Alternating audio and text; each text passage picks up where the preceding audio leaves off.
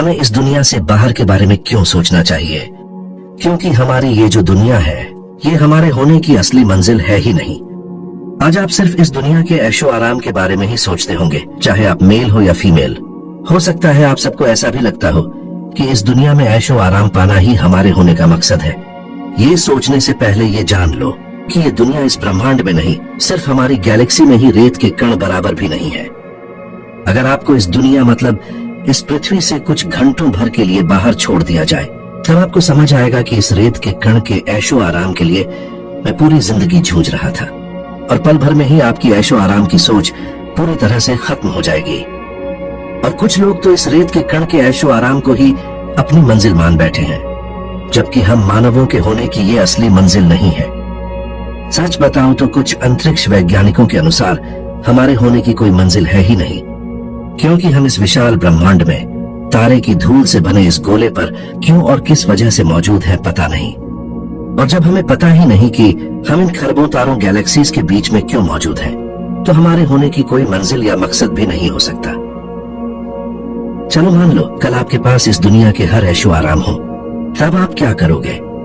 कुछ वक्त के बाद आपको खुद ऐसा लगेगा कि इस दुनिया में ऐशो आराम पाना ही पूरा सच नहीं है। जैसे जब इस दुनिया में हमें अपनी कोई मनपसंद चीज मिल जाती है, तो चाहे हम उस चीज को पाने के लिए अपना पूरा जीवन जूझ रहे थे, लेकिन कुछ समय बाद हमारा मन उस चीज से भर ही जाता है। मतलब अगर आप इस छोटी सी दुनिया में सबसे ऊंची मंजिल पर भी पहुंच जाओ, तब भी आपका दिमाग आपको कुछ अधूरा सा महसूस कराता रहेगा।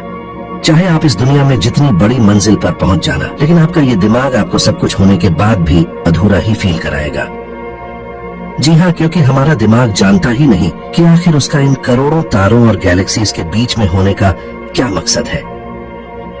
जैसे सपने में भी आपने कई बार देखा होगा, जब हम मर रहे होते हैं या फिर कुछ ऐसा होता है जिसके बाद हम मरने वाले होते हैं, तो मरने से कुछ सेकंड पहले ही हमारी नींद टूट जाती है।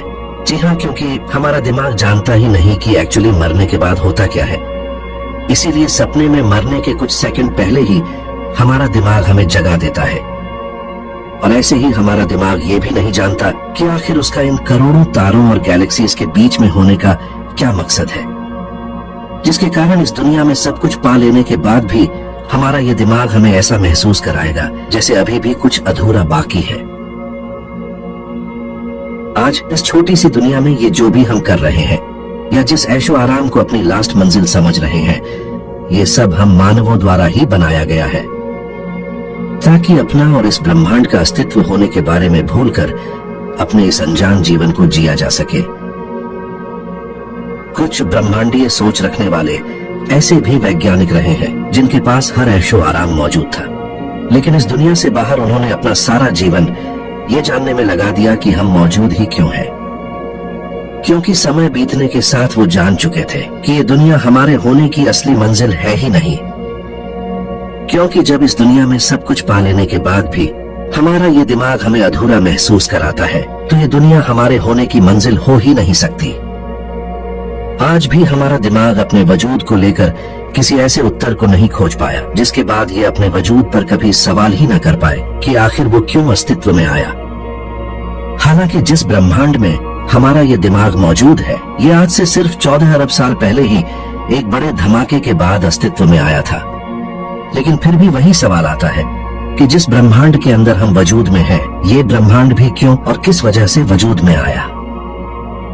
लेकिन ये ब्रह्मांड हमसे मतलब हमारे दिमाग से 14 अरब साल पहले ही अस्तित्व में आ चुका था। मतलब ये ब्रह्मांड हमसे अरबों साल पहले से ही अस्तित्व में है, और ये हमने दूर ब्रह्मांड में मौजूद गैलेक्सी से आने वाली रोशनी को स्टडी करके पता लगाया था।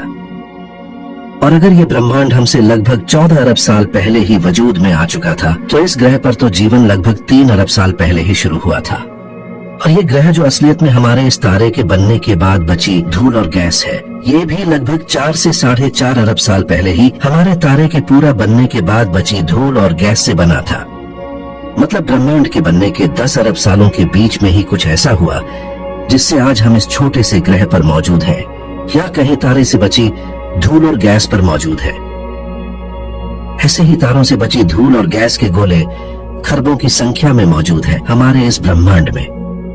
लेकिन क्या उनमें से भी किसी धूल के गुब्बार पर हमारी तरह ही किसी प्रकार का कोई जीवन अस्तित्व में आया या नहीं, इसकी अभी तक भी कोई जानकारी नहीं जुटाई जा सकी है।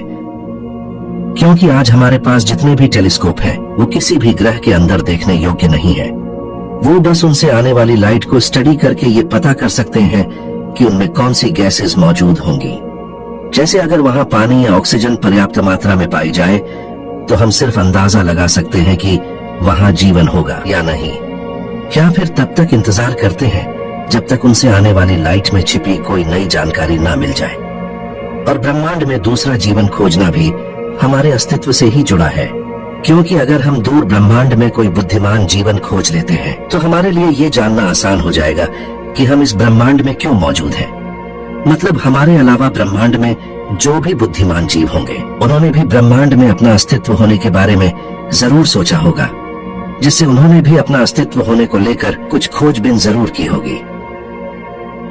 लेकिन जैसा कि मैंने आपको बताया था कि हमारे अलावा भी ब्रह्मांड में कहीं जीवन अस्तित्व में आया या नहीं, इसकी अभी तक भी कोई जानकारी नहीं जुटाई जा सकी है।